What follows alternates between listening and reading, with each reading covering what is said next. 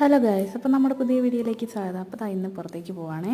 അപ്പോൾ നമ്മൾ പോകുന്ന വഴിക്ക് നമ്മുടെ റൂമിൻ്റെ അടുത്തുള്ള 2 ഈന്തപ്പനകളാട്ടോ. ഇത്തവണത്തെ ചൂട് ശരിക്കും ഇത് നോക്കിയാണ് മനസ്സിലാക്കിയെന്ന് പറയാം.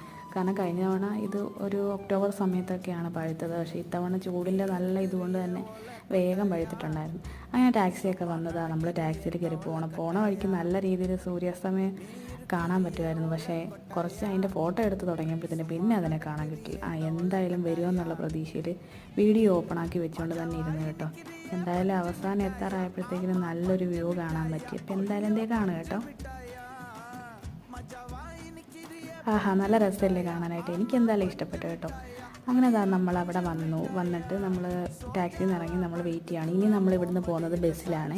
നമ്മൾ ആകെപ്പാടെ ഇവിടെ വന്നിട്ട് ബസ്സിൽ പോകുന്ന ഒരു സ്ഥലത്തേക്കാണ് കേട്ടോ നമ്മൾ പോകുന്നത്. അപ്പം ഞങ്ങൾ 2 ആൾ വല്ലേന്ന് ഞങ്ങളുടെ കൂടെ ഒരാളും കൂടെ ഉണ്ട്.